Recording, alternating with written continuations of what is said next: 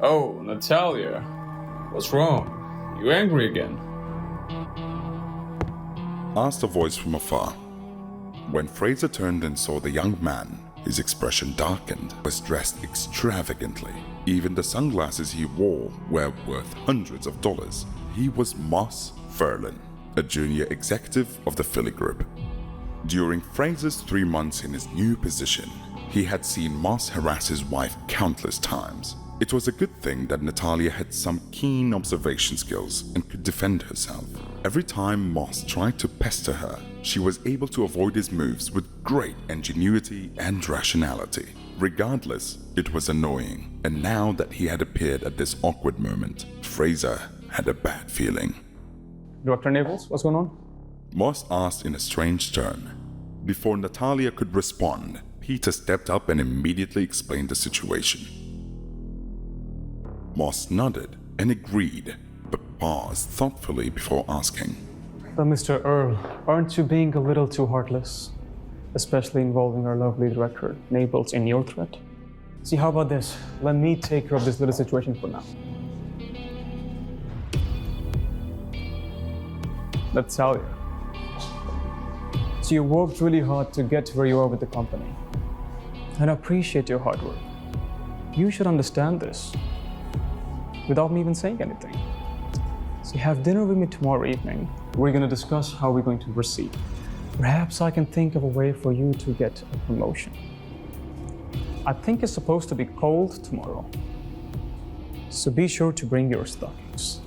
Do you think I don't exist? He could let a lot of things slide, but when it came to his wife and her dignity, there was no way he could tolerate such a behavior. Frazer was about to explode. Stop it, Frazer. Don't you think you've caused me enough trouble already? She turned away before anyone could see the embarrassment on her face. She was confused and didn't know what to do. Glancing at Frazer again, Moss grinned. He leaned over and whispered, Might as well tell you. I've taken a fancy to your wife, and I plan to with her. And someone like you can't stop me. I just simply can't compete. Moss left with a burst of laughter while Frazer kept his head down. Later that evening, after Frazer had left work, he stood on the bridge and watched the flow of traffic below, his mind lost in thought. As his thoughts coalesced, his gaze grew colder and more determined. No matter how wrong I am, I can still endure it. But if anyone goes after Natalia, all bets are off. I'll personally send them to hell. He took out his phone, found a number he hadn't used in years, and clicked on the call icon. The phone quickly connected, and an excited voice could be heard from the other end of the line. When I picked up the phone and I saw who was calling, I couldn't believe it. Is it really you, my young friend?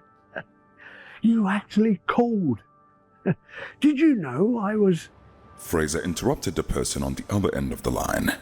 Uncle Sam, I'm in some trouble right now. I need your help. What? Someone's trying to harm you? Of course I can send. No, it's not that troublesome. I just need money to solve this problem. I need a few $1 million. Old Sam sighed in relief. You gave me such a scare. Look, forget about the money. Whatever you need, it's yours. But No need to say anything more. I understand that since I'm asking for help, my decision to separate myself from the family becomes invalid. But I can't return just yet. good. This wouldn't be a problem. As long as you agree to return to the family, everything will be fine. You know, of all the successes for the Macklemore family, the one your father values the most is you. Frazer became silent for a moment. He really didn't want to talk about this topic. He cleared his throat and tried to get the conversation back on track. How long till the money gets here? You should still know the private account information, right? Frazer, I won't hide it from you. After your father found out you were in San Clemente, he secretly purchased the largest company there, in your name. You have plenty of money. You can just go and take over the company. Hearing that, Frazer pursed his lips. It seemed that even though he had been away from home for many years, his father was still thinking about him. You'll also be interested to know that a member of the Orange County Chamber of Commerce has ties to the family, as well as companies and businesses in the local area also having strong connections to the family. Okay, thanks for the heads up. We'll talk again soon. It looks like the days ahead are going to be far from peaceful. Hi, Frazer here. And if you're wondering what happens next, click on the link in the description to listen to the full audio series. You can also watch the next episode here in the playlist.